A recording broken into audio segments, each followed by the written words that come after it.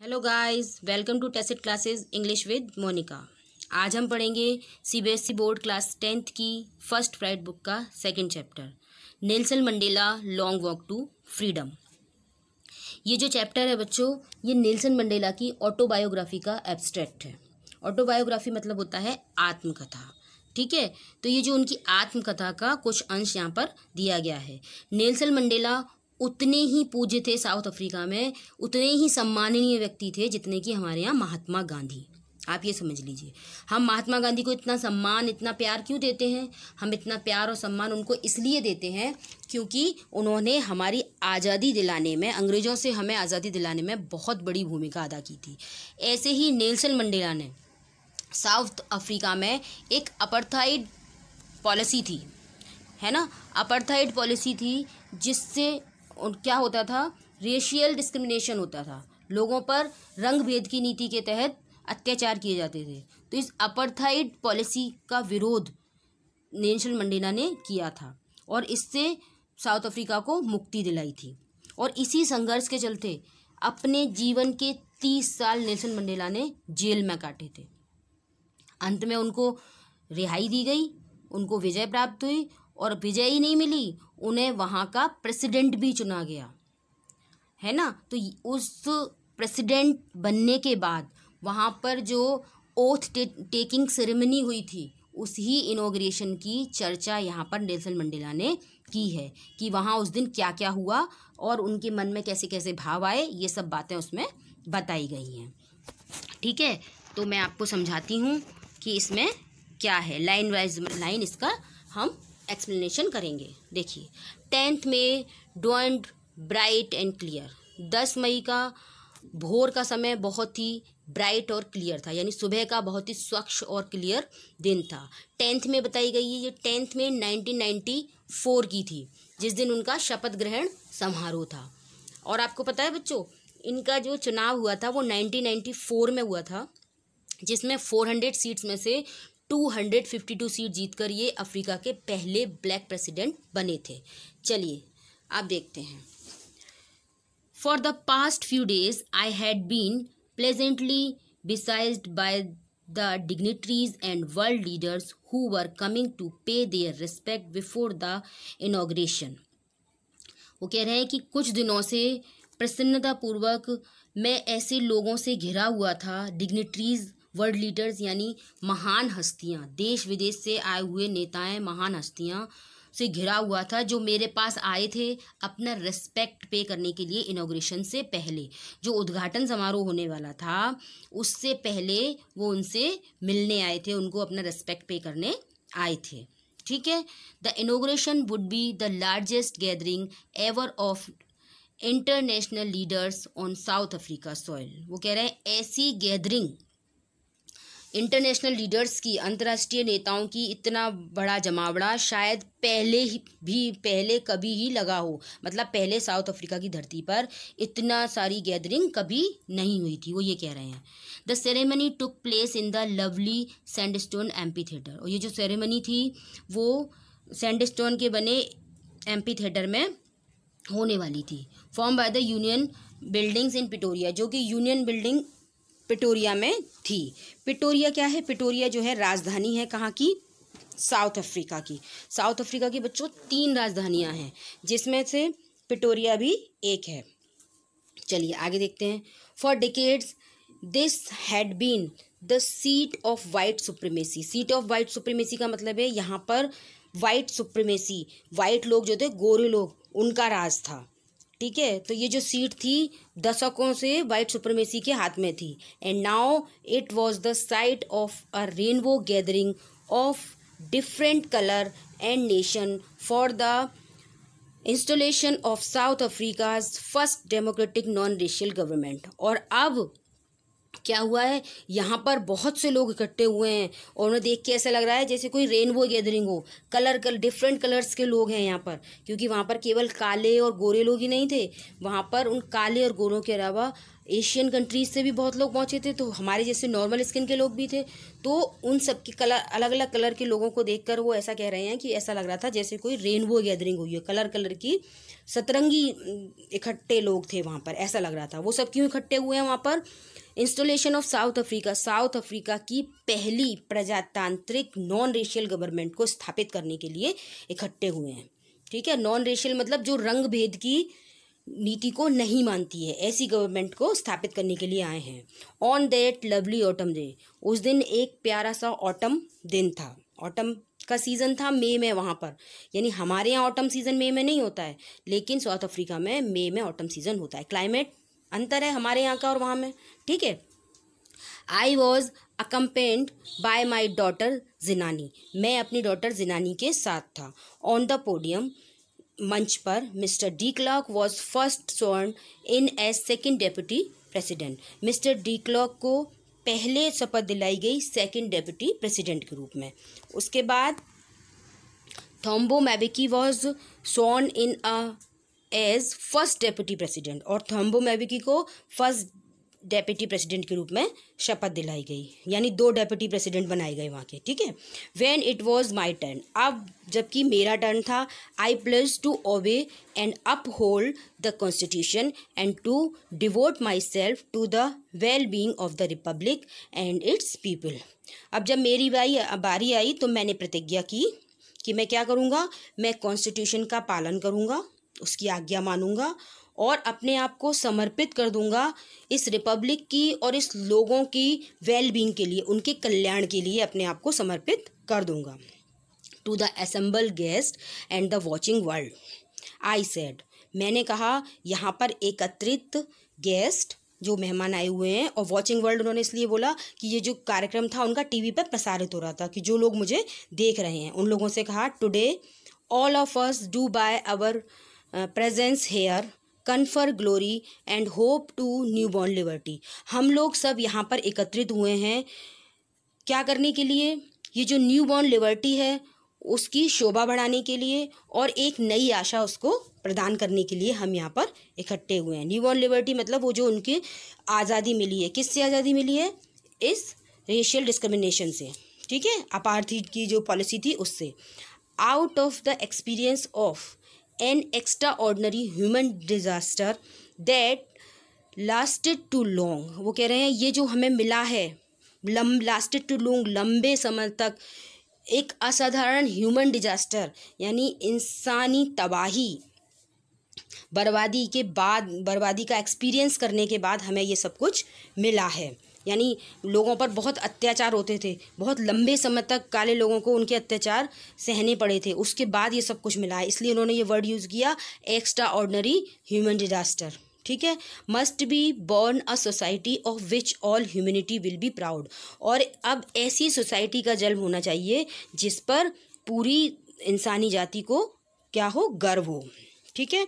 We who were outlaws not so long ago, हम लोग जो कि पहले बहुत समय तक आउटलॉज रहे हैं, आउटलॉज का मतलब होता है कि बिल्कुल अलग थलग कर देना, है ना, जिससे कोई भी काम ना करना, सब बिल्कुल अलग थलग कर देना। हमने साउथ अफ्रीका को बहुत लोगों ने, बहुत सारी कंट्रीज़ ने आउटलॉज कर दिया था, किस वजह से, इनकी अपार्थाइड नीति की वजह से, है ना, गोरे कालों का जो भेद करते थे ये लोग, उसकी वजह से सारे उनसे ना कोई व्यापार किया जाता था, ना उनको क्रिकेट के लिए कहीं बाहर बुलाया जाता है, इंटरनेशनल क्रिकेट भी नहीं होते थे साउथ अफ्रीका के साथ, है ना। तो वो कह रहे हैं कि हम लोग जो बहुत समय तक आउटलॉज थे, यानी साउथ अफ्रीका आउटलॉज था, have today been given the rare privilege to be host to the nation of the world on our own soil.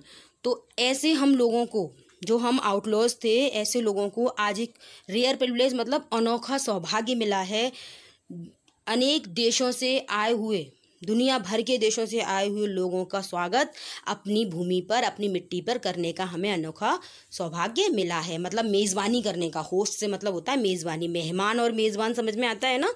हम मेहमान हैं, हमारे घर कोई हमारे घर कोई मेहमान आया तो हम उसके मेज़बान हुए। ठीक है, ये होती है होस्टिंग। ठीक है।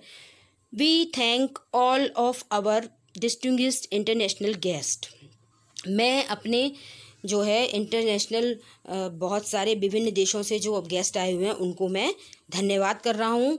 कम to take position with the people of our country of what is after all a common victory for justice, for peace, for human dignity। और मैं किसके लिए कर रहा हूँ कि उन्होंने आकर अपनाया है हमारे लोगों को, हमारे देश में जो ये विक्ट्री हुई है उसके आके सहभागी बने हैं, है ना। और किस लिए कि ये जो विक्ट्री है वो कैसी है, कॉमन विक्ट्री है। कैसी, न्याय की है, शांति की है और किसकी है, मानवीय सम्मान की विक्ट्री है। इसलिए वो लोग आकर हमारे भागीदार बने हैं तो मैं उनका धन्यवाद करता हूँ, ऐसा उन्होंने बोला। We have at least achieved our political emancipation. वो कह रहे हैं हमने एट लास्ट, हमने अंत में हासिल कर लिया पॉलिटिकल इमेंसिपेशन। पॉलिटिकल इमेंसिपेशन का मतलब होता है फ्रीडम फ्रॉम रिस्ट्रिक्शन। वो जो पाबंदियाँ थीं उनसे हमें मुक्ति मिल गई, आखिरकार हमने वो हासिल कर ही लिया, है ना। अच्छे से जीवन जीने का अधिकार था ही नहीं इन ब्लैक लोगों को, तो वो कह रहे हैं हमने आखिर वो हासिल कर ही लिया। अब आगे देखिए वो क्या कह रहे हैं, वी प्लेज अवर सेल्फ, हमने अपने आप से वादा किया यानी प्रतिज्ञा की, to liberate all our people, उन सब लोगों को मुक्ति दिलाएंगे, from the continuing bondage of poverty, जो कि लगातार गरीबी के बंधन में बंधे हुए हैं उससे मुक्ति दिलाएंगे, डिप्रिवेशन यानी जो शोषित हैं जिन पर अत्याचार किया जा रहा है, suffering gender and other discrimination, जो कि सफरिंग जेंडर की जो स्त्रीलिंग पुल्लिंग ऐसे भेदभाव से परेशान हैं और जिन पर और अदर डिस्क्रिमिनेशन हो रहे हैं, अत्याचार हो रहे हैं, उनसे हम उन्हें मुक्ति दिलाएंगे। नेवर नेवर एंड नेवर, नहीं, कभी नहीं और कभी भी नहीं, shall it be that this beautiful land will again experience the oppression of one by another. अब इस भूमि पर नहीं, कभी भी नहीं, ऐसा इस ब्यूटीफुल साउथ अफ्रीका की भूमि पर ऐसा कभी भी नहीं होगा कि एक व्यक्ति दूसरे व्यक्ति को परेशान करे, उस पर अत्याचार करे। ऑपरेशन मीन्स होता है अत्याचार करना, ठीक है। The sun shall never set on so glory a human achievement, और ये जो सूर्य उदय हुआ है किसका, गौरव का, है ना, ह्यूमन अचीवमेंट का जो सूर्य उदय हुआ है वो अब कभी भी अस्त नहीं होगा। Let freedom reason God bless Africa, वो कहते हैं भगवान अफ्रीका को आशीर्वाद दें और यहाँ की जो फ्रीडम है वो कैसी रहे, अमर रहे, ऐसा वो कहते हैं। A few moment later, we all lifted our eyes in awe as a spectacular array of South African jets, helicopters, and troop carriers roared in a perfect formation over the Union buildings। अब वो कह रहे हैं कि कुछ समय बाद हम लोगों ने अपनी आंखों को ऊपर उठाया, हमने ऊपर देखा, इन अ ऑ से मतलब सरप्राइज से भरा हुआ, है ना, एकदम सरप्राइज में एकदम से अचानक से हम ऊपर देखने लगे और हमने क्या देखा, as a spectacular array. Spectacular array होता है कि आकृतियाँ बनाना, सुंदर सुंदर कलरफुल आकृतियाँ। तो वो जो साउथ अफ्रीका के जेट्स थे, हेलीकॉप्टर्स थे, वो सुंदर सुंदर आकृतियाँ आकाश में बना रहे थे, वो लोग उन्हें देख रहे थे। Troop carriers roar, troop carriers क्या होता है, ट्रूप कैरियर्स होता है कि सेना को लाने ले जाने वाले जहाज वो थे, वो क्या कर रहे थे, रोअर कर रहे थे, मतलब वो भी वहाँ से बहुत तेज़ी से गुजर रहे थे।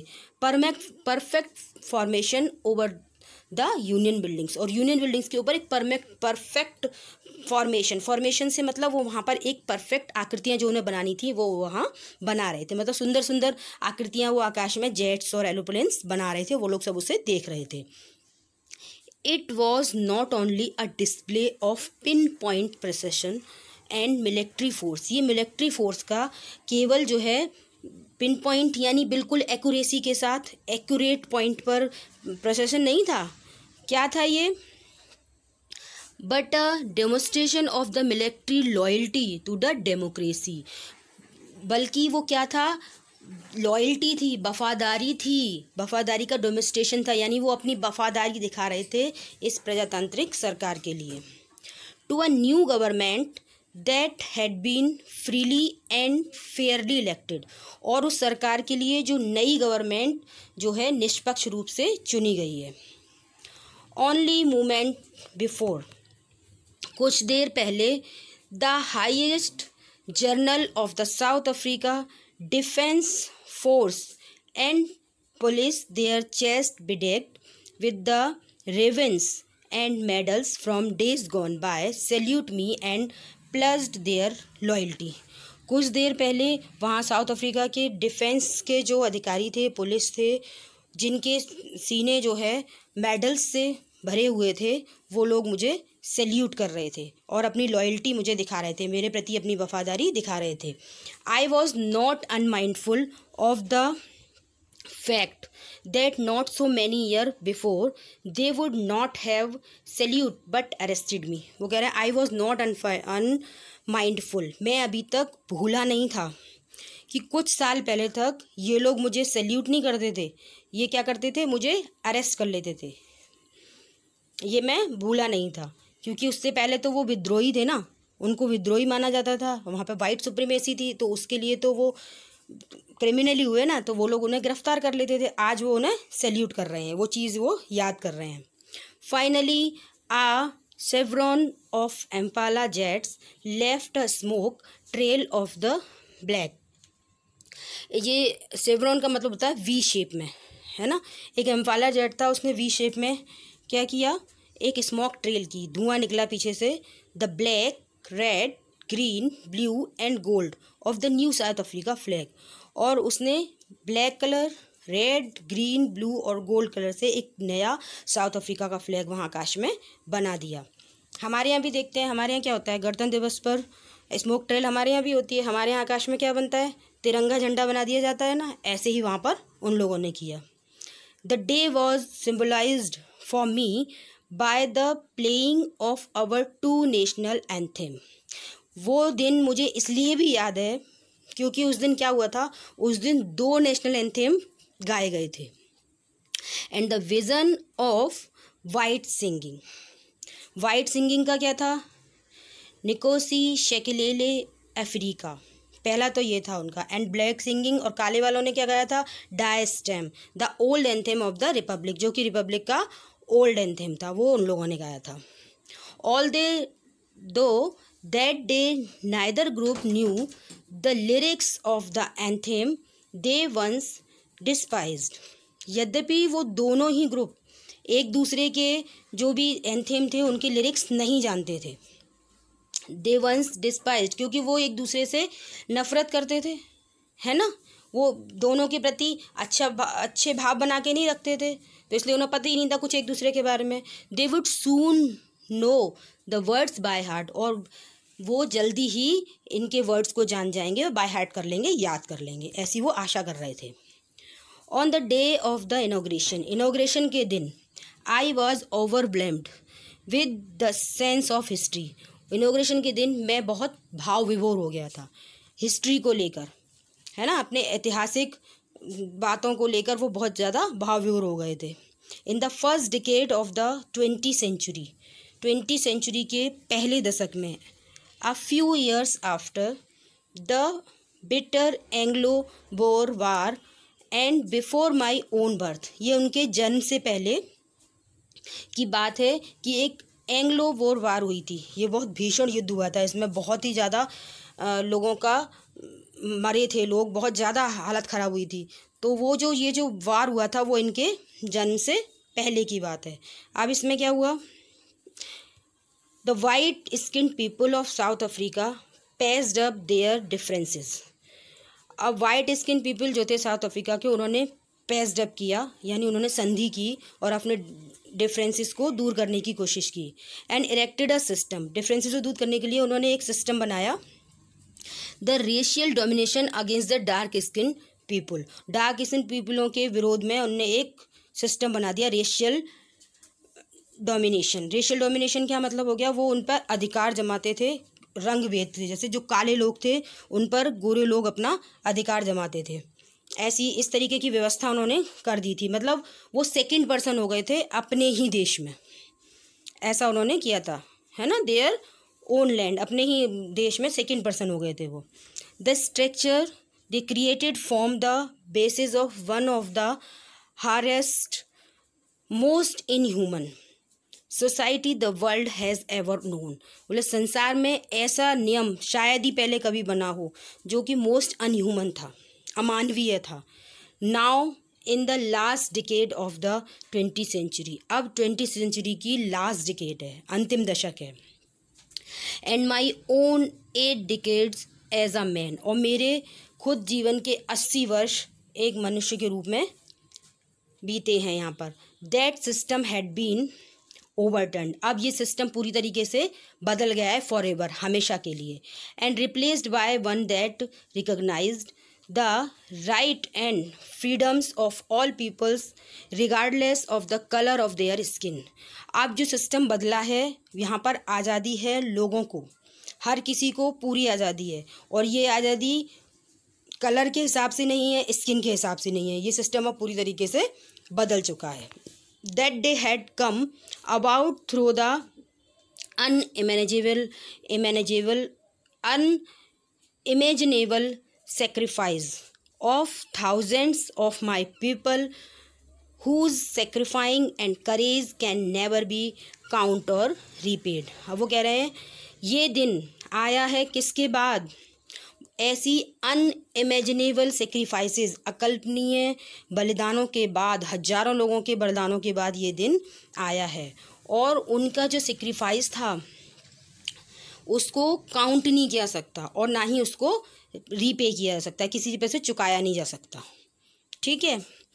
आई felt that day as I have on so many other days, मैंने उस दिन ऐसा महसूस किया जैसा कि मैं पहले भी महसूस किया करता था। That I was simply the sum of all those African patriots who had gone before me, मैंने ऐसा महसूस किया जैसा कि मैं पहले महसूस करता था कि वो जो लोग मुझसे पहले जा चुके हैं, देशभक्त जो मुझसे पहले मर चुके हैं, जा चुके हैं, मैं उन सब का सम हूँ। यानी उनकी जो रिस्पॉन्सिबिलिटी थी वो अब मेरे ऊपर आ चुकी हैं। That long and novel line ended, उनकी जो लंबी नोवल लाइन थी वो ख़त्म हो गई। And now begin again with me, और जो है मुझसे वो फिर से शुरू हो गई है। आई वॉज पेन्ड, मैं बहुत दुखी हूँ। That I was not able to thank them and that they were not able to see what their sacrifice and wrought, और मैं दुखी हूँ। मैं किस लिए दुखी हूँ, मुझे बड़ा दुख होता है, पेन होता है ये सोचकर कि मैं उनको थैंक करने के लिए समर्थ नहीं हूँ, मैं उनके सेक्रीफाइसेस के लिए उनको थैंक भी नहीं कर पाया, नहीं बोल सकता मैं, है ना। और वो लोग इस समय है भी नहीं ये देखने के लिए कि उनकी सेक्रीफाइसेस से क्या हुआ है, क्या पाया है हमने, है ना। हैड रॉट का मतलब क्या किया और क्या पाया, इसके लिए भी वो यहाँ पर नहीं है। The policy of apartheid created a deep and lasting bound in my country and my people, वो कह रहे हैं ये अपार्थाइड की जो पॉलिसी थी उसने एक बहुत गहरा और बहुत लंबे समय तक चलने वाला घाव मेरे देश को दिया है, मेरे लोगों को दिया है। All of us will spend many years if not generation, हम लोग सब बहुत सालों तक शायद इसको नहीं भूल पाएंगे, जनरेशन नहीं तो सालों तक तो हम इसको नहीं भूलेंगे, इतना गहरा घाव हमको मिला है ना। Recovering from that profound heart, इसको रिकवर होने में कई साल लग जाएंगे, है ना। हमारी हृदय की गहराइयों से इसको रिकवर होने में, ठीक होने में बहुत साल लग जाएंगे, जनरेशन नहीं तो कई साल लग जाएंगे। यानी हम लोग तो कम से कम इसको याद ही रखेंगे कि हमें कितना गहरा घाव दिया गया था। But the decades of oppressions and brutality had another unintended effect and that was that the produced, अब वो कह रहे हैं लेकिन दसियों तक जो अत्याचार हुए, ब्रूटिलिटी हुई, ब्रूटिलिटी मतलब होता है पशुवध व्यवहार हुआ, उससे एक अनइंटेंडेड प्रभाव भी पड़ा, यानी जो हम पता नहीं था जिसको ऐसा प्रभाव पड़ गया, है ना, जो अनचाहा प्रभाव भी पड़ा, अनइंटेंडेड अनचाहा। एंड दैट वाज, वो क्या था, produce the Oliver Tambos, the Walter Sisulus, the chief Luthulis, the Yusuf Dadoos, the Bram Fischers, the Robert Subicues of our time, men of such extraordinary courage, wisdom and generosity that their like may never be known again। वो कह रहे हैं कि शायद ये जितने अत्याचार हुए उस संघर्ष से इन महान पुरुषों के जन्म हुए। ओलिवर थॉम्बो, वॉल्टर सिसिलो, चीफ लुथिलिल, यूसुफ डूडू, डेडो, ब्रेम फेसेचर, रॉबर्ट सेबिक्यू, ये सब जो लोग थे उनके जैसी हिम्मत, करेज, बुद्धिमत्ता और उदारशीलता उनके जैसी शायद ही कहीं और मिले, यानी ऐसे लोग शायद ही अब कभी पैदा हों। और ये सब कैसे पैदा हुए थे? संघर्ष से। क्या मानना था कि संघर्ष जो है महान व्यक्तियों को जन्म देता है। ठीक है, चलिए आगे चलते हैं। Perhaps it require such depth of operation to create such highest of character. वही बात उन्होंने कहा, शायद ये जो अत्याचार हैं, संघर्ष है, अत्याचार है, उसी से ही ऐसे महान करेक्टरों का जन्म होता है। हमारे यहाँ भी तो हुआ। हमारे यहाँ क्या हुआ? सुभाष चंद्र बोस, है ना, लाला लाजपत राय, ये जो अंग्रेज़ों के अत्याचार हुए उससे हमारे नए नए स्वतंत्रता सेनानी, क्रांतिकारी सब उभर कर सामने आए। ये सब संघर्ष के बाद ही तो हुआ। ऐसा ही वो कह रहे हैं। My country is rich and minerals and James that lie beneath it's soil. वो कह रहे हैं कि मेरी कंट्री कैसी है? बहुत धनी है, मिनरल्स हैं बहुत सारे, जेम्स हैं। साउथ अफ्रीका जो है हीरे के लिए प्रसिद्ध है, तो जेम्स हैं। That lie beneath it's soil, इसकी पृथ्वी की, इसकी धरती के नीचे, इसकी मिट्टी के नीचे बहुत सारे मिनरल्स हैं, जेम्स हैं। But I have always known that its greatest wealth, पर मैं हमेशा से जानता हूँ कि इसकी जो ग्रेटेस्ट वेल्थ है इज़ इट्स पीपुल, इसके पीपुल है, यहाँ के लोग हैं। Finer and truer than the purest diamond, वो ही प्योरेस्ट डायमंड से भी बढ़ के हैं मेरे लिए, है ना। जो फाइनर और ट्रूअर लोग हैं यहाँ के, वो उससे प्योरेस्ट जो डायमंड है उससे भी ज़्यादा प्योर हैं वो, ऐसा वो कहना चाह रहे हैं। It is from these comrades in the struggle that I learn the meaning of courage. वो कह रहे हैं कि जो कॉमरेड भाई थे, कॉमरेड्स मतलब मेरे साथी थे, वो जो मेरे साथी थे उनके साथ स्ट्रगल से ही मैं ये जान पाया कि करेज का मीनिंग क्या होता है ना, हिम्मत होती क्या है। Time and again, bar bar, I have seen man and women risk and give their lives for an idea. मैंने देखा कि लोग, आदमी औरत सब अपने जीवन को खतरे में डाल रहे थे सिर्फ एक आइडिया के लिए, एक विचार के लिए, है ना। उनका एक विचार था कि हम बस इस पे अपनी जान दे देंगे। I have seen man stand up to attack and torture without breaking, showing a strength and resilience that defies the imagination.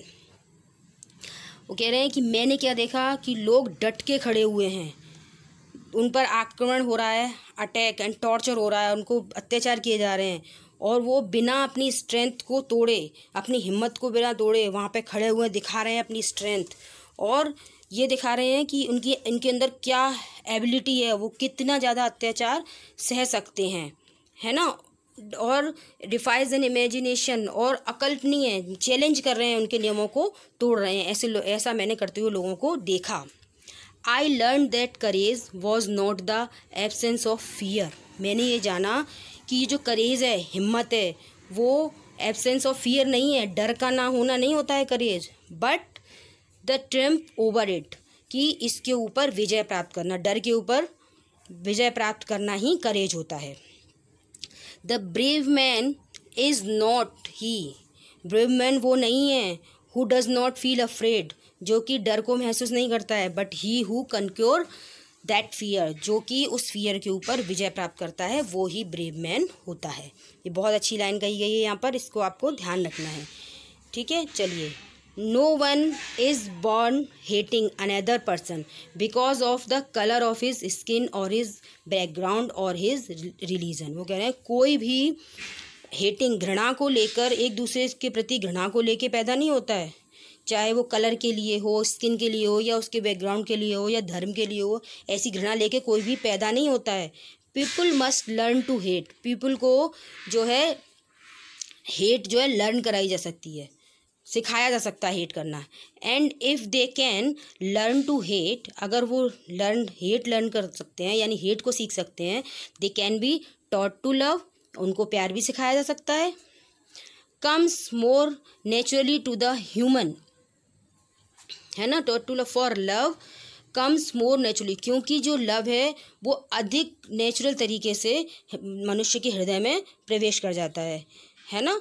Even the grimmest time of in prison when my comrades and I were pushed to our limit, I would see a glimmer of humanity in one of the guards. वो कह रहे हैं कि even in the ग्रीमियस्ट time, मतलब बहुत बुरे समय में, मैंने जब प्रिजन में था, जेल में था, एक बहुत ही कठिन समय था, तब मैंने अपने साथियों के संग क्या देखा कि हम पे इतना अत्याचार किया जाता था। आई वर पुश्ड टू आवर लिमिट, कि हम अपनी लिमिट, कैसी लिमिट कि बस अब इसके बाद तो हम मर ही जाएंगे, इतना ज़्यादा हम पर अत्याचार और टॉर्चर किया जाता था। उस समय में भी I would see a glimmer, मैंने एक चमक देखी, ऑफ ह्यूमैनिटी, एक ह्यूमैनिटी की, है ना, एक इंसानियत की, एक गार्ड में, वो वहाँ जो जेल में गार्ड थे उनमें से एक में उन्होंने ऐसी दया की, ह्यूमैनिटी की उन्होंने एक चमक देखी। Perhaps just for a 1 second, शायद वो एक ही समय, 1 सेकेंड के लिए हो, but it was enough to reassure me and keep me going, और वो मेरे लिए, मुझे रिश्योर करने के लिए मेरे लिए काफ़ी थी, और मुझे अपनी हिम्मत को बनाए रखने के लिए मेरे लिए काफ़ी थी। क्यों? Man's goodness is a flame, वो कह रहे हैं ये किस लिए काफ़ी थी उनके लिए, क्योंकि मैंस गुडनेस, मनुष्य की अच्छाई एक ज्योति की तरह होती है, दैट कैन बी हिडन, जिसको छुपाया तो जा सकता है, बट नेवर एक्सटिंग्विश्ड, लेकिन उसको समाप्त नहीं किया जा सकता। ये मेरे लिए बहुत ज़रूरी था। In life every man has twin obligations, वो कह रहे हैं जीवन में हर मनुष्य के 2 दायित्व होते हैं। ऑब्लिगेशंस टू हिज फैमिली, दायित्व अपनी परिवार के लिए, टू हिज पेरेंट्स, अपने माता पिता के लिए, to his wife and children, अपने बच्चों और पत्नी के लिए, and he has an obligation to his people, his community, और उसका एक ऑब्लिगेशन होता है, एक दायित्व होता है अपने लोगों के लिए, अपनी कम्युनिटी के लिए और अपनी कंट्री के लिए। In a civil and human society, और अपनी सोसाइटी के लिए, अपने लोगों के लिए भी उसका एक ऑब्लिगेशन होता है। Each man is able to fulfil those obligations according to his own inclinations and abilities, वो कह रहा है कि हर व्यक्ति अपने इन ऑब्लिगेशंस को अपने एबिलिटी और अपने स्वभाव के अनुकूल फुलफिल करने के लिए सक्षम होता है। But in a country like South Africa, it was almost impossible for a man of my birth and color to fulfill both of those obligations.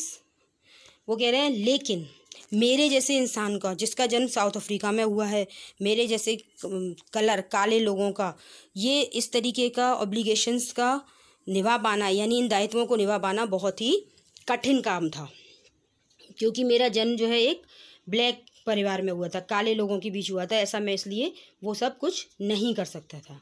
क्यों नहीं कर सकता था? In South Africa a man of colour who attempt to live as a human being was punished and isolate, वो कह रहे हैं south Africa में ऐसा व्यक्ति जो एक मनुष्य की तरह अपना जीवन जीना चाहता था, उसको पनिश किया जाता था और आइसोलेट कर दिया जाता था, यानी उसको सजा देते थे और आइसोलेट कर देते थे, बिल्कुल अलग थलग कर देते थे, समाज से दूर कर देते थे।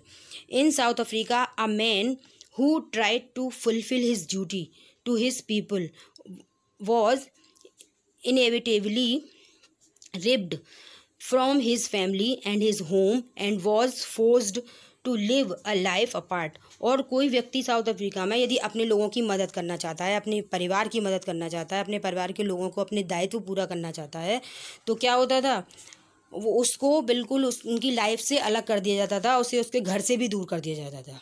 ठीक है।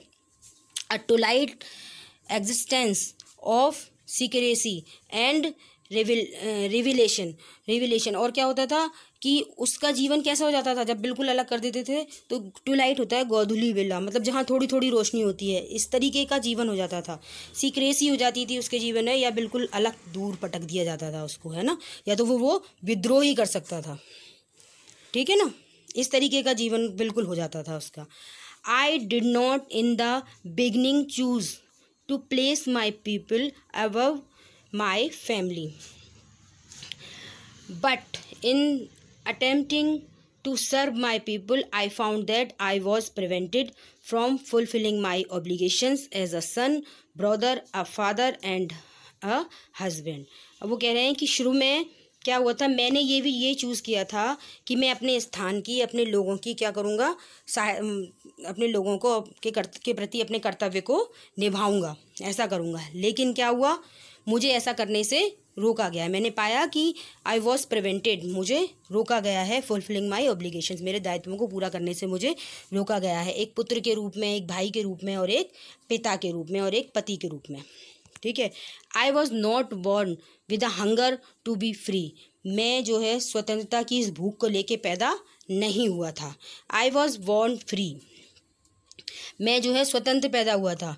फ्री इन एवरी वे, हर तरीके से स्वतंत्र। दैट आई कुड नो, जैसा कि मैं जितना कि मैं जानता था, मैं हर तरीके से स्वतंत्र पैदा हुआ था। Free to run in the fields near my mother's hut, मैं अपनी माँ के झोंपड़ी के निकट दौड़ने के लिए फ्री था।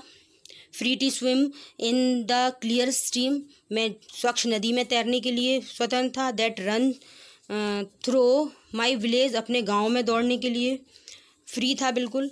Free to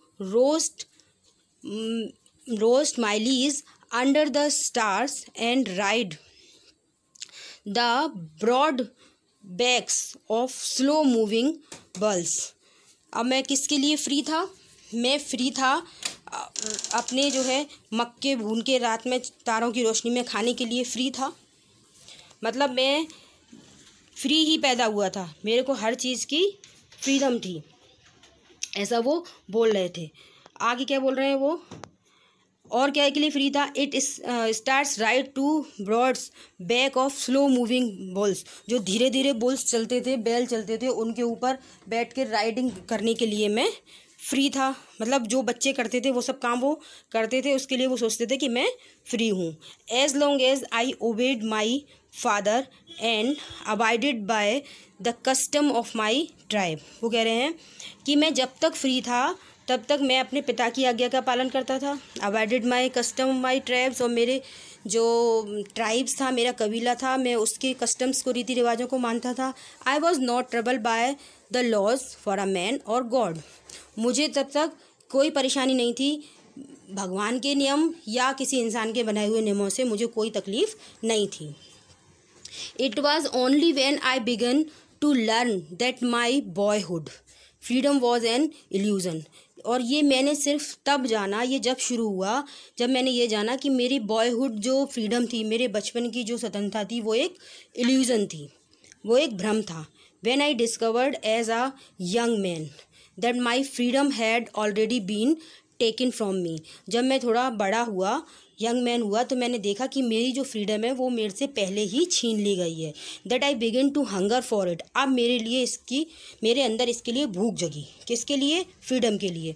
eight first as a student, सबसे पहले जब मैं एक स्टूडेंट था, I wanted freedom only for myself, मैं जो है फ्रीडम केवल अपने लिए चाहता था। The transitory freedoms of begin able to stay out at night, मेरी फ्रीडम उस समय कैसी थी, ट्रांजिटरी थी, मतलब परमानेंट नहीं थी, थोड़ी सी टेम्परेरी सी फ्रीडम चाहिए थी मुझे। कैसी, कि मैं रात में कहीं भी रुक सकूं, ठीक है। Read what I pleased and go where I choose, और मैं जो चाहूँ वो मैं पढ़ सकूँ और जहाँ चाहूँ वहाँ जा सकूँ। Later as a young man in Johannesburg, बाद में जब मैं एक यंग मैन था जोहानिसबर्ग में, I yearn for the basic and honorable freedom of achieving my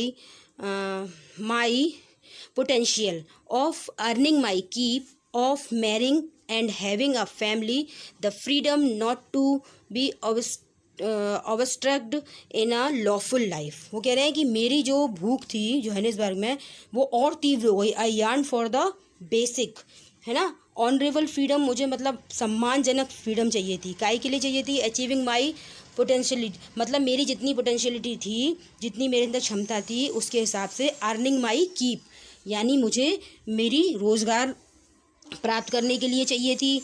of marrying and having family, और शादी करने के लिए और फैमिली रखने के लिए फ्रीडम चाहिए थी। The freedom not to obstruct in the lawful life, और ऐसी फ्रीडम चाहिए थी जो कि किसी भी कानून को बाधित ना करती हो, जब तक बाधित ना करती हो तो ऐसी फ्रीडम मुझे चाहिए थी। But then I slowly saw that not only was I not free, लेकिन मैंने देखा, धीरे धीरे क्या देखा कि मैं जो है फ्री नहीं था, but my brothers and sister were not free, केवल मैं ही अकेला ऐसा नहीं था जो फ्री नहीं था, मेरे सिस्टर और ब्रदर्स भी फ्री नहीं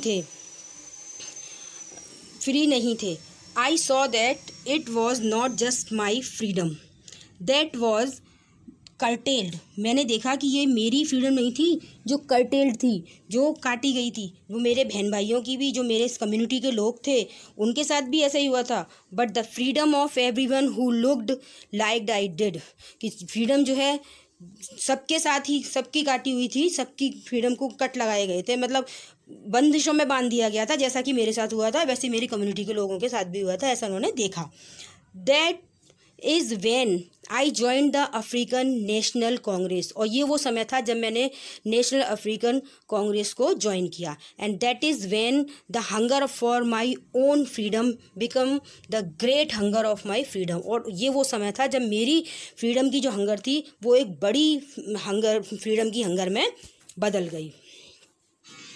ऑफ माई पीपल, मतलब अपने लोगों के लिए फ्रीडम की हंगर में बदल गई। It was this desire for the freedom of my people to live their lives with dignity and self-respect that animated my life, और मेरे लोगों की ये जो मेरी इच्छा थी कि मैं अपने लोगों का जीवन कैसा हो, सम्मानजनक हो, आत्म सम्मान से जिएं, तो इस इच्छा ने मेरे अंदर ऊर्जा भर दी। एनिमेटेड माई लाइफ, मेरे अंदर ऊर्जा भर दी। That transformed a frightened young man into a bold man, यहाँ पर एक डरे हुए यंग मैन को एक बोल्ड मैन के रूप में ट्रांसफ़र कर दिया। मैं ट्रांसफ़र हो गया, एक डरे हुआ यंग मैन से एक बोल्ड मैन बन गया मैं यहाँ पर। That drove a law abiding attorney to become a criminal, और एटर्नरी मतलब एक वकील को क्या बना दिया, इस डिज़ायर ने एक वकील को एक क्रिमिनल बना दिया। भाई विद्रोह कर रहे थे, वो विरोध कर रहे थे वहाँ की नीतियों का, तो वो क्रिमिनल हो गए, है ना। That turned a family loving husband into a man without home, वो एक फैमिली लविंग हस्बैंड थे और वो क्या हो गए, विदाउट होम हो गए, यानी उन्होंने अपना घर भी उस समय त्याग दिया। That forced a life loving man to live like a monk, वो कह रहे हैं मैं एक ऐसा व्यक्ति था जो अपने परिवार को प्रेम करता था, तो वो एक मॉन्क की तरह जीवन बिताने लगा, यानी अपना घर परिवार भी उन्होंने छोड़ दिया। किसके लिए, केवल इस अपार्थाइड नीति को ख़त्म करने के लिए, है ना। वो उन्होंने नेशनल कांग्रेस ज्वाइन कर ली और वो उसमें लग गए। I am no more virtuous और self sacrificing than the next man, वो कहते हैं मैं और लोगों की अपेक्षा ज़्यादा गुणवान नहीं हूँ, ज़्यादा सेल्फ सेक्रीफाइसिंग नहीं हूँ, आत्मबलिदानी नहीं हूँ, मैं भी आप लोगों ही जैसा हूँ। But I found that I could not even enjoy the poor and limited freedom, लेकिन मैंने क्या पाया कि मेरे साथ मुझे जो लिमिटेड फ्रीडम दी गई थी ना, उसमें मैं सर्वाइव नहीं कर सकता था, उसको मैं एंजॉय नहीं कर सकता था। मुझे पूरी फ्रीडम चाहिए, जैसी औरों को मिली थी, वाइट लोगों को मिली थी, वैसी मुझे चाहिए, ऐसा इसलिए उन्होंने कहा। I was allowed when I knew my people were not free, जब मैंने जाना कि मेरे जो लोग हैं वो फ्री नहीं हैं, है ना, बंधनों में बंधे हुए हैं। फ्रीडम इज़ इनडिविजिबल, मेरे हिसाब से फ्रीडम इनडिविजिबल है, ऐसे बांटा नहीं जा सकता कि किसी के लिए कुछ और किसी के लिए कुछ और। The change on any one of my people were the change on all of them, वो कह रहे हैं कि अगर मेरे पीपल में से हर किसी के ऊपर चेन पड़ी हुई है, किसी एक के ऊपर भी चेन है, तो समझो सब लोगों के ऊपर चेन पड़ी हुई है, सब बंधन में बंधे हुए हैं, मेरे ऊपर भी बंधन पड़ा हुआ है, ऐसा लग रहा है। I knew that the oppressor must be liberate just as surely as the oppressed, वो कह रहे हैं मैं ये जानता हूँ कि जो ऑपरेसर होता है, यानी अत्याचार करने वाला जो होता है और जो अत्याचार सहता है, दोनों ही कैसे होते हैं, दोनों ही मुक्ति पाना चाहते हैं। किस चीज़ से, अत्याचार करने वाला बार बार अत्याचार करके थक चुका होता है, तो वो अत्याचार करने से, और जिसके ऊपर अत्याचार हो रहे हैं वो अत्याचारों से मुक्ति पाना चाहता है। दोनों ही मुक्ति पाना चाहते हैं, चाहे वो अत्याचार करने वाला हो चाहे अत्याचार सहने वाला हो। A man who takes away another man's freedom is a prisoner of hated, वो कह रहे हैं एक आदमी जो दूसरे आदमी की स्वतंत्रता को लेता है, छीनता है, वो क्या है, वो क्या है, वो प्रिजनर है, वो कैदी है, किसका, घृणा का। घृणा ने उसको कैद कर रखा है, ठीक है।